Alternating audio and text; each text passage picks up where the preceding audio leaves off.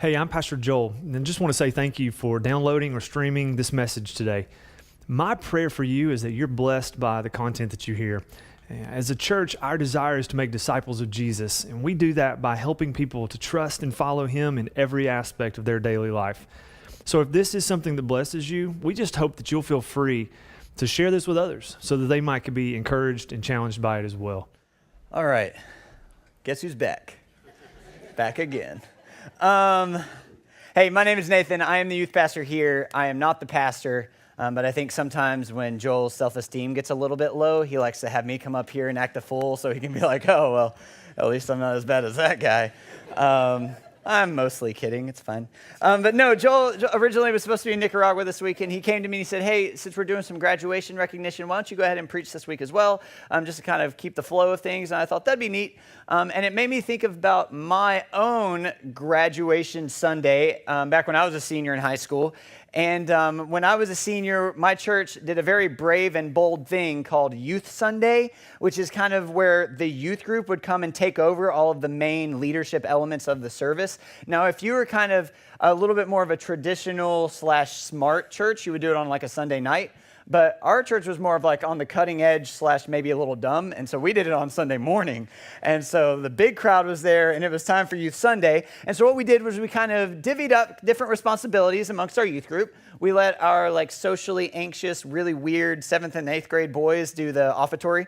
So they like pass the plates and it's like, okay, just don't drop anything or steal anything or lose anything. That'd be great.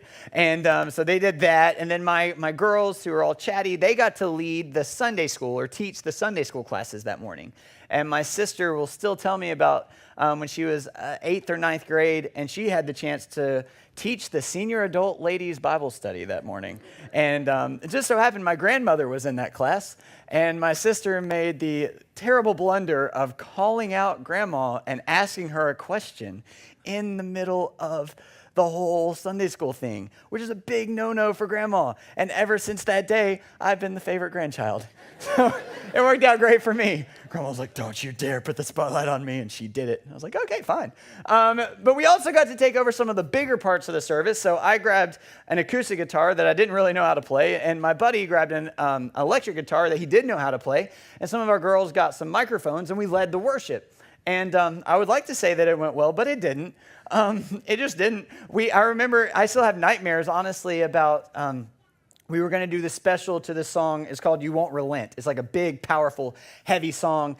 And the whole thing was my guy who was like the lead guitarist was supposed to like be the intro guy. And we practiced it and we had it down. And it was great. We came in Sunday morning, did sound check. Everything's great. And then after sound check, he was like, hey, I think maybe instead of opening with the guitar, maybe I should do the introduction on the piano and then come in with the guitar later. And we were like, well, like, nobody's going to tell you no, so I guess that's fine. But the thing he didn't think about was our piano wasn't even on the stage. The piano was like off the stage, way off in the back. So he goes to his piano and he plays like a beautiful introduction, but then he has to stop and like walk up on stage, like come up the stairs, grab the guitar, plug it in, strap it up, and the whole time, like the song's still going. And so I'm over here like singing my part, and I'm like, I think, do we stop and wait for him to come up, or do we keep going? I don't know. And then the girls who were singing a different part were like, I don't know what we're doing either, and we're just kind of, or what are you singing? I don't know. What am I singing? And it's just like this whole chaos is happening. And then finally he gets up here and he starts playing 5 measures behind any of us. And so it's just this whole like disaster happening. And I would love to tell you that like the Spirit of the Lord came over us and like a joyful noise was made, but he didn't do that either. He did not. He allowed us to reap the consequences of our foolishness and make a very unjoyful noise that I don't know how that ended. I think it was me passing out. Unfortunately, that was not the worst part of the day because they let me preach.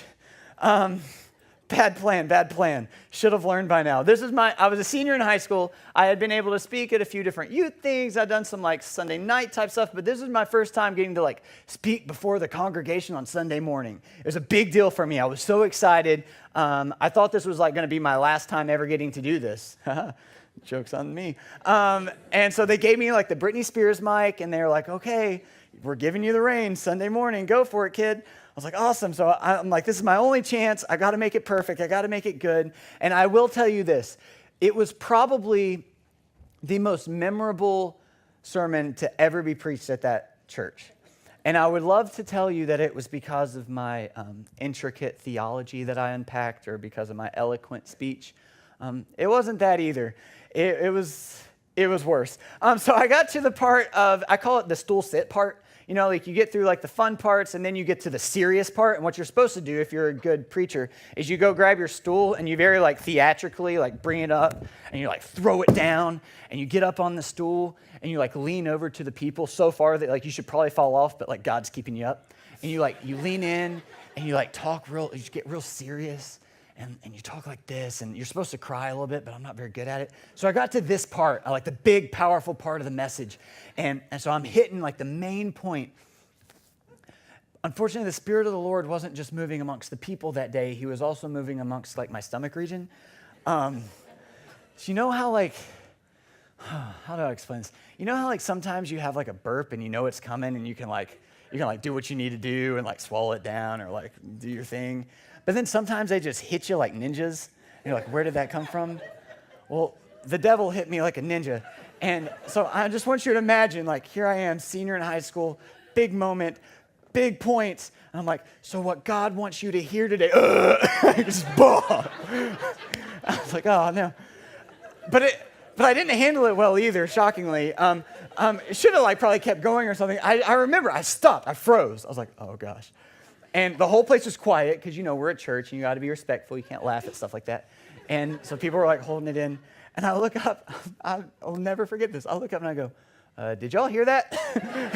And at that point they did, I call it the elephant laugh. It's like where you're trying to keep it in and you can't anymore. And they're like, like, ha ha. My best friend Seth is like literally rolling on the floor like, you burped in church. And that was it. Like there was no saving it at that point. It was land the plane, pray, get off the stage, hopefully never come back. That was like my welcome to this whole preaching idea. And I would like to tell you that was as bad as it ever got, but it's been worse. And I'm not going to get into all of my details, but I just keep coming back and doing it again. I mean, people keep being dumb enough to let me do this, or maybe they just do it for the fun, and they're just smart on their part. I don't know, but I keep coming back and doing it over and over again. Why? Why in the world do I keep doing this? I come up, embarrass myself, feel really bad about it, and then I come up and do it again. I keep doing it. Why? Why do I keep doing it? Why do I keep coming up here and giving it a shot? Why do we do anything that we do, honestly, within the church? Let me ask you the same question. Why do you do what you do? Why are you here? Why did you decide to wake up and come to church this morning? You could have slept in. You could have slept in and it would have been okay. The world would not have been upset with you. You could have slept in. You could have gotten up and had like a very nice, peaceful cup of coffee on your front porch, made a cool Instagram post about it. But you chose to come here.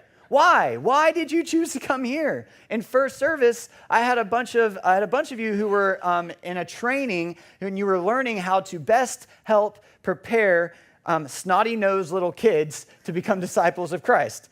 Why, on your day off, would you spend time helping with snotty-nosed little kids? Some of you this week or this month, you're going to take 10% of your hard-earned income and you're going to give it away to the church. Why? Why in the world do we do that? And that's what I want to kind of try to unpack with us today is this question of like, why do we do what we do?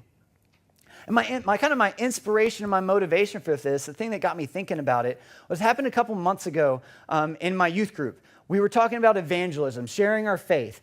And my thought process on Sunday night was, I want my kids to understand why they care about this whole Christian thing before they have to go share it.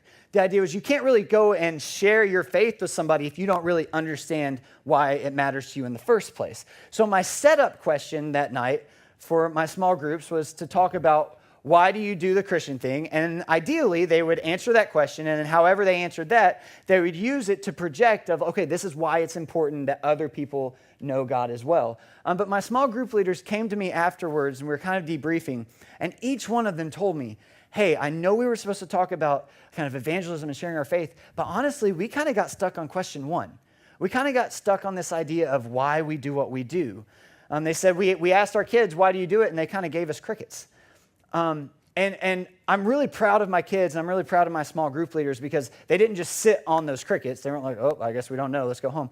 They said, no, like we spent our time together battling and fighting and like working that out and like really trying to dig into why is it that we do what we do. And I remember that night, I had to stay here late to write a paper. And so I was finishing up a paper for school, and I couldn't get the thought out of my mind. Why do we do what we do? And I started asking myself that. Hey, Nathan, hey, youth pastor, hey, mister, you're on a staff at a church. You're supposed to know the answers, or at least the easy ones like this. Why do you do what you do? And it was tough. I think that sometimes that can be a tough question for us to answer, but it's also a very important question for us to answer. It's very important for us to be able to understand why it is that we do what we do. Statistics will tell you that somewhere between 60 to 70% of young people between the ages of 18 and 22 who have grown up in the church will leave the church completely. Roughly 2 out of every 3 of our kids, this is our church kids, the ones who were in our preschool ministries and our grade school ministries, and they were in our youth groups, and they came to the VBSs, and they sang in the church choirs. About 2 out of every 3 of them will leave the church when they go out to college. An amazing statistic, a big number, a big statistic, but maybe not all that surprising, right? Maybe not all that surprising when we look at what has the church been, or how has the church been preparing our kids historically over the last few decades for this life on their own. Because when it comes to the church, I think we get it wrong oftentimes because we spend 18 years trying to tell our kids, do this, but don't do that, say this, but don't say that, go there, but don't go there. And we give them kind of these rules, and then when they're 18, it's time for college, and we say, all right, go out into the world and follow those rules. And they go out and they're like, why? Why should I follow these rules? Why in the world would I do that? And then they bail, right? We have a hard time giving them a foundation of why they do what they do. To them, it's just rules. And unfortunately, sometimes even when we do try and tell them why or give them a reason why it's important, I think that our answers are either not good enough or just flat wrong. One of the most common things that I hear all the time to the answer of why should you follow Christ? Why does Christianity mean anything? Why is it important? The common answer I hear is, well, I follow God, I follow Christ because he makes things better for me. He makes things work out in my favor. He helps me in my financial situation. If I follow God, then my kids will be healthy. And yes, there's a lot of beautiful, wonderful things that are involved in a relationship with God, and we'll talk about that. But I think a lot of times our mistake is we view it as a very earthly thing. We view it as a very earthly here and now thing of, oh, if I go to church and I say the right things and I do the right things, then God's going to make my situations easier. He's going to make things better here on earth. And that's not entirely true. In fact, if we look at what Jesus says in the New Testament, he says about the opposite of that. He says, if you follow me, if you commit to following me, you will go through difficult times. You will go through trials. So when we kind of, with good intentions, but we kind of subtly give these kids this idea that, hey, if you just follow these rules, things are going to go well for you. And then they get out into the real world and things start going poorly. Then all of a sudden they're like, wait a minute, I thought God was supposed to make everything go well. Things aren't going well. I guess that doesn't work. Bail on this, on to the next thing. You tracking with me? And I think the reason why we have such a hard time teaching our kids the why of Christianity is because we struggle with it ourselves. We have a hard time ourselves. We get lost in the religion. We get lost in the doing this and the doing that and the showing up. And we get so caught up in the doing and we forget about what the whole idea of Christianity was originally supposed to wrap around, and that's a relationship with God. So what I want to talk about is the why, and I don't know that I have all the perfect answers for you. In fact, I know I don't have all the perfect answers for you, but luckily we serve a God who doesn't just leave us to figure things out on our own. He gives us his truths in his word. So celebrate with me that you don't have to hear from me, but you get to hear from him. And open up Bibles or phones or iPads or whatever it is that you have to Galatians chapter 4. Galatians it's a few books after Genesis. If you hit Revelation, you've gone too far. I won't go backwards a little bit. Galatians chapter 4, and I'm going to try and keep it simple. We're going to be in verse 4. I'm going to read a couple of these verses. Waiting. Time's up. Okay. Galatians 4:4, it says this. It says, but when the fullness of time had come, God sent forth his son, born of a woman, born under the law, to redeem those who were under the law, so that we might receive adoptions as sons. Verse 6 says, and because you are sons, God has sent the Spirit and his Son into our hearts, crying, Abba, Father. And verse 7 is my favorite. Verse 7, it says, so you are no longer a slave. You're no longer a slave, but you're a son. And if a son, then an heir through God. Amazing. This is amazing. Here's what this is saying. It's saying when you enter into a relationship with God, you are not a slave to some moral code. Your purpose in life is not just to do this and do that. So often we feel like we're walking around on eggshells trying to make sure that we do everything just right. He's saying, no, you don't have, let that go. Let that go. Instead, focus on the fact that you are simply my son. You're my daughter. I want to have a relationship with you. That's what being a Christian, that's what following Christ is really about. It's about diving into this beautiful, intimate, very real relationship with an almighty God. And then through that relationship, we live lives of obedience because of how good God is. But it all sits in this idea of a relationship. So why do we follow God? Why do we do what we do? Why do I keep coming up here? Why do you keep showing up? I think maybe at least a good start, and Joel can come up next week and clean up all my messes and give you all the real answers, but I think at least a really good start is we do it because of the beauty and the intimacy of the relationship with an all-powerful God that he wants to have with us. I think that's a great start. I love to use marriage as an example because I can always get away with it. Basically, if I say something right, then people are like, oh yeah, I can relate to that in my own marriage. But if I say something completely wrong and terrible, I can just kind of make a sarcastic comment at the end about how I don't know anything, I'm not married. And people will give me a pass. They'll be like, oh, how sweet, he thinks he knows about marriage, but he really doesn't. It's okay, we'll let it go. So I love using marriage as an example. Marriage is like the picture of this beautiful, perfect, ideal relationship. If we could find a relationship here on earth that should be as close to our relationship with God as possible, it would be in marriage.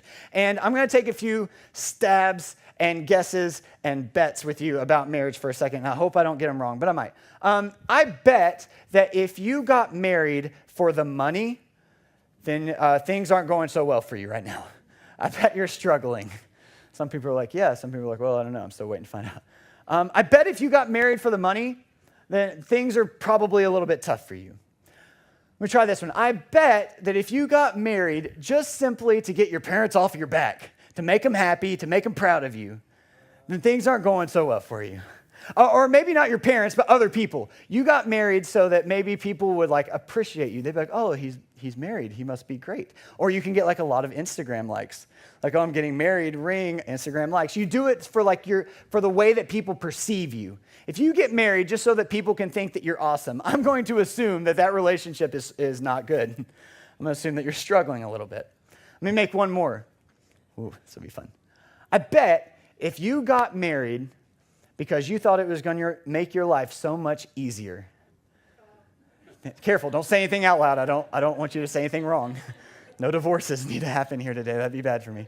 If you got married because you thought, I'm going to get married because it's going to make my life so much easier, I'm never going to have to do the dishes anymore, I'm not going to have to cook dinner anymore, it's going to be so wonderful, then I'm going to assume that you were in for a rude awakening and things are a little bit tougher than you thought they were. Yes? No? Maybe so? I don't know. See, this is the beauty of it. If I'm wrong, it's like, he doesn't know. He's so sweet. So it's great. But that's what I'm assuming. But I find it funny that we look at these reasons to be in a marriage relationship with another person as foolish, and yet we use those exact same reasons to be in a relationship with an almighty God. We think that it's kind of weird for you to get married just for the money, that's not smart. And yet, how many people, if you ask them, why do you follow God? Why are you in a relationship with God? They'll tell you, I'm in a relationship with God because he helps me. He helps my life be a little bit better, and he helps my financial situation, and he helps keep my kids healthy. And that's their response. If it's not good enough to be in a relationship with a human, why would that be good enough to be in a relationship with God? Right? We think it's ridiculous to think that it's smart to get married just for Instagram likes. I don't know, maybe that's normal in 2018. Maybe, I don't know. I hope that's weird. It's weird for us to get married just so that people will appreciate us and like us more. And yet, how many people come to churches day after day after day or week after week after week simply because they don't want people to talk about them behind their back? It's like, oh, I got to go to church or because so-and-so's been nagging me and I've got to go. Or we got to pretend to go to church. Parents who are like, okay, kids, we got to be good. We got to be nice. You got to stop punching your brother. We're going to church. We want people to think that we're awesome. We want people to like us. We want them to see us in our best. And how many people they treat your relationship with God like that? It's like a hobby for you to make yourself look good. If it's not good enough for a person, why would it be good enough for a relationship with God? You with me? You tracking with me? Here's my favorite. If it's a little foolish for us to get married simply because we think it's going to make our lives so much easier, then why do we do that with God? Why do we think that entering in a relationship with God is all about making our lives so much easier? You with me? These are a lot of things that are probably bad pictures of why we join in relationship with God. So why should we do it? Why should we join in relationship with God? Well, I hope it's very similar to the marriage thing. Maybe the better answer to why did you get married, or my people who aren't married, why do you aspire to be in a marriage relationship? It doesn't have anything to do with the specific pieces as much as it is just this beautiful long-term picture of sharing life with somebody, having this intimate relationship with someone where you can share in beautiful experiences and great times, and then also in bad times, you can share those experiences together. When you're in the hospital, they're there with you. When you're going through a tough time, they're with you. When you're going through good times, you're there together. There's just this beautiful intimacy of relationship that you get to have together, this communion that you have together. That's so beautiful. And I think that that's a much better picture of why we should desire to enter in a relationship with God. We don't enter into a relationship with God for anything specific that he gives us, even though he does. He is a provider for us. He is the great counselor when we need it. He is there to help us. He's a provider. He's the great physician. He does all these beautiful things for us, but it's so much more than that. He's a God who's so intimately involved with every area of your life, or at least he wants to be. He cares about the good times and the bad times. He wants to be there with you in the bad times. He wants to celebrate with you in the good times. He cares about the big stuff going on, and he cares about the little stuff. He wants to be completely wrapped up in a relationship with you because you are not a slave, but you are his son. You're his adopted son and heir, and he wants to spend time with you, and he wants to get to know you, and he wants to be a part of every little part of you. I love that idea that God wants to be a part of the little pieces. He cares about the little pieces. I had a friend from work who this past week she was having car troubles. She drives a Jeep, and I was like, well, that's what you get for driving a Jeep and thinking you're better than everyone else. Take that, transmission problems. And so she was having all these car problems this past week, and she had to go up to Knoxville for a school thing. And she told me, she said, I was having these car problems, so I prayed to God that he would kind of hold my Jeep together so I could make it to Knoxville and back. And sure enough, when I got in my car, all the issues I was having, they were fine. And I made it up and I made it back and everything went great. And I said, well, it sounds like God answered that prayer. She goes, yeah, and that's pretty cool, but I should probably stop praying stuff like that. And I was like, what? What you talking about, Willis? What do you mean you shouldn't do stuff like that? She's like, well, I just feel like maybe God doesn't really care about my Jeep. That seems like a very little thing. He's probably much more concerned with a lot of bigger things going out there. He doesn't have time for me and my Jeep problems. And the more I thought about it, it really hit me because I was thinking about this message anyways. I was like, no, the beauty of God is that he cares about your Jeep. He cares about the little parts. He cares about the little things. The beauty of this whole God thing and this whole Christian thing is that the all-powerful God who made everything, and he's so big, and he's all-powerful, and he is the man, and yet he cares about you. And he doesn't just want you to do all these right things. He doesn't just want you for when you're nice and happy and doing all these beautiful, wonderful acts of service. No, he wants to be completely wrapped up in every little aspect of your life. How cool that the God of the universe, he wants to know how my day's going. He wants to know about the little things. And that's a beautiful picture of God that I don't think that we really grasp all the time. I don't think that we see him as that intimate being. We see him as that big, powerful God who's over there. and he's in charge of like all the big stuff, but we don't really see him as like the God who's like right here with us. And that's so amazing to me. And that it compels me to do what I do. We talk about why is it that we do what we do? We do what we do because it's like this all-powerful God like is interested in me. How awesome is that? So cool.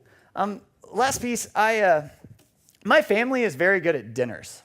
We are so good at the dinner table. This is something that we do very, very well. We do a lot of things not very well, but this is something we do very well. Ever since I was little, ever since I was born, I guess, we always ate dinner together. And we didn't know it was weird. We didn't know it was abnormal. We didn't know it was like what you're supposed to do. We just did it. Like mom cooked and we ate dinner and we stayed until we drank all of our milk. And it took me a long time to do that sometimes.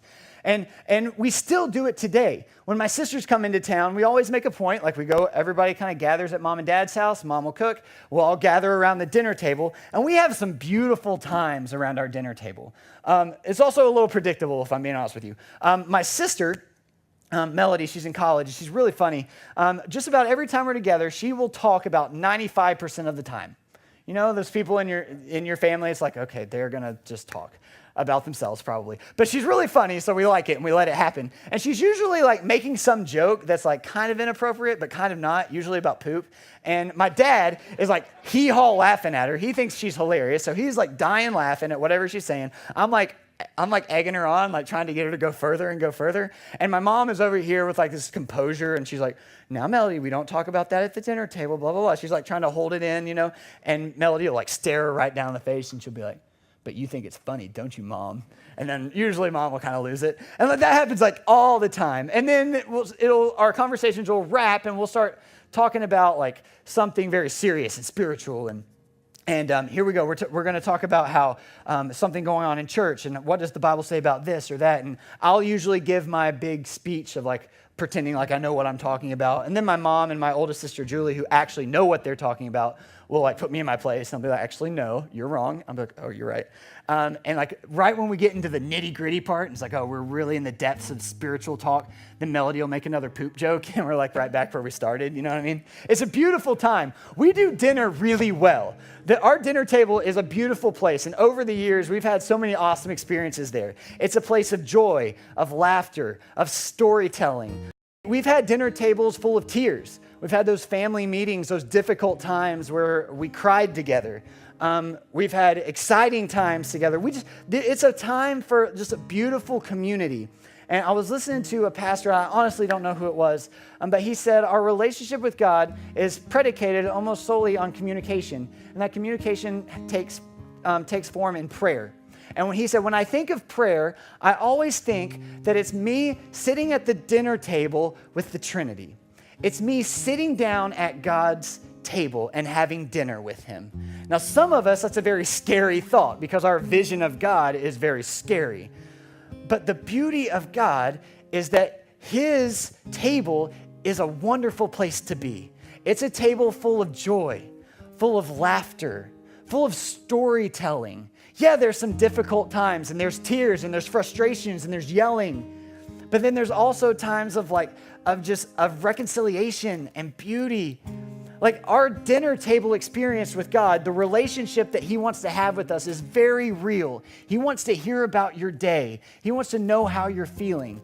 He wants it so much. He wants it so much that he sent his son to die an excruciating death so that he could have communion with you, so he could be at the table with you. When Jesus was in the Garden of Gethsemane and he is crying out, bawling, crying, sweating blood, calling out to his Father, saying, God, please, Father, please take this cup from me. Don't make me do this.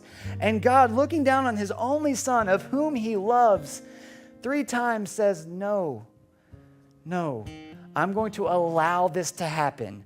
I'm going to allow this to happen so that I can hear about Nathan's day. I'm going to allow you to go through this devastating, torturous death because I want my people to know how much I care about them. I want them to know how much I love them. I want them to know how much I want to be a part of their lives. I want to be able to sit down at the dinner table with them and talk about their days. I want that so badly that I'm willing to allow my son, whom I love, to die so I can have that. How amazing. Like the God of the universe is going to allow his son to die just so that he can hear about my day? What? Just so he can be there when I'm having a difficult time and he can comfort me? He wants to have this relationship with you so badly. The Bible says he stands at the door and he's knocking. He is knocking and he is like fervently knocking, begging you to let him in, begging you to have a relationship with him. Talk to him, tell him about your day, tell him about the low times and the high times. He wants that relationship so badly, and yet we are so quick to be like, not today, God, I'm busy. Not today, God, I've got to deal with this. God, I've got a family I've got to deal with today. I can't spend time with you right now. I can't think about you right now. I can't be in communion with you right now. We're so quick to kind of push him into his Sunday morning corner and say, I'll meet up with you on Sunday morning. I'll see you on Sunday morning. We'll have that hour time that we spend together. And he's like, no, I want all of it. I want to be with you. You're my son. You're my daughter. It reminds me of those parents who go through those difficult times of fractured relationships with their children. A child who kind of falls away and there's a fracture in that relationship and it just breaks their heart. And they're just broken and they're desperate to be reunited with that child. And God's like, no, like this breaks my heart to not be with you. I want you to come back. I want you to know that I care about you. I want to have that relationship. That's the beauty of why we do it. That's why we do it, because of that beautiful relationship. So what I would challenge for you today is to take some time to figure out, where are you in this relationship? We used to call it a DTR. When I was in high school, a DTR, it means define the relationship. It's what you would have when you had been talking to a girl for a little while and she wanted to sit down and ask you the question, so where are we? And you're like, oh gosh, and your guys, high school guys everywhere, their palms would get sweaty and their knees would get weak and their arms are heavy and be vomit on their sweater. And it was like a very scary time. But what we would do is you would have to like define, okay, this is where we're at. This is where we're at. And I encourage you today to have that conversation with God. Where are you in your relationship with God? Is this whole idea of sitting at the dinner table and talking to God like he's a real live person, is that super foreign to you? Is that something you've never experienced? If so, then come talk to me or Joel or Kyle or anybody and ask us, be like, hey, I'm really interested in this kind of relationship. Tell me, how can I open that line of communication? We would love to tell you how that can happen because it is beautiful and it's life-changing. Maybe you and God are like college Facebook friends where you remember a time when it was like this. You remember back in a time when you and God walked together and talked together, but life happened and you got busy and now you've got a job and a family and it's like you check up on God on social media every now and then. You show up every Sunday and you check up on God and see what he's doing, but then during the week you're back to doing your thing. If that's you, then man, I implore you and I encourage you, like take some time, not even this week, but today, hit the pause button on life, call a time out, go get alone with the Lord, go into a closet, go on a drive, go out in the wilderness, whatever you got to do and be like, God, like call him up, go to his house, knock on his door and be like, God, I want to have what we had. I want to go back to that. I promise you, he's going to love that. He's not going to be upset. He's not going to be like, well, no, he's going to embrace you. He's going to hug you. He's going to be like, welcome back. It's good to see you again. Maybe you're in a low point. Maybe you're in a fight with God. Maybe in your relationship right now, like you guys are battling through some difficult things. You're mad at him. You're angry with him. You're frustrated with him. My mom and dad are awesome, and they will tell you, my dad will tell you, even when they go through difficult times, mom is no less his wife just because they're going through difficult times. She's just as much his wife as she is when they're going through good times. In the same way, you are no less a child of God when you're going through difficult times. If you talk to anyone here who's been married for a length of time, they will tell you that the low points end up being some of the most beautiful times in their marriage. When you go through the fires together and then you come out of it, you're so much stronger. The intimacy in that bond is so much greater, and God is preparing to do something in you. So if you're in the low points and you're just barely hanging on, hold on, cling on, because the time is coming when God is going to pick you back up again, and that beauty of that relationship is going to be rekindled, and it's going to be so much more beautiful than it was before. And the last thing is, maybe you're in a high point. Maybe you're just in a wonderful season with God right now. And the worst thing you can do is keep it to yourself. Share it. If you're just having a beautiful relationship with God right now, if you're just in a beautiful season, share it. Tell the people who are down here, encourage them to hold on and hang on because they can get back up there. Tell the people who have never experienced this relationship how awesome God is and how much he wants to be with them. Share it. Be weird if you didn't. I went to a wedding yesterday. My buddy in high school got married. It'd be weird if he didn't tell anybody he was getting married. It'd be weird if he didn't change his Facebook status to married. It'd be weird if he didn't post any pictures. That's what people do. When you're in love, you post pictures about it. I know, my Instagram feed is full of people who are like, oh, we met last week, I'm in love. Do it. Tell people, like if you're in love with God, show it. Tell people. It's a beautiful thing. That's why Jesus died. Jesus died not so that we could come to church and be good people and do good things. Jesus died on that cross so that he could have a relationship with you, so that he could sit down at the dinner table and have story time with you. How awesome. Isn't that cool? Thanks so much for checking out our message today. We hope you were challenged and blessed by it. We want to invite you to come and worship with us in person if you live in the Tri-Cities area. We meet on Sunday mornings at 9 and 10:45 a.m. at One Fellowship Point in Kingsport, Tennessee. You can also get more information about us from our website or our mobile app. Have a great day.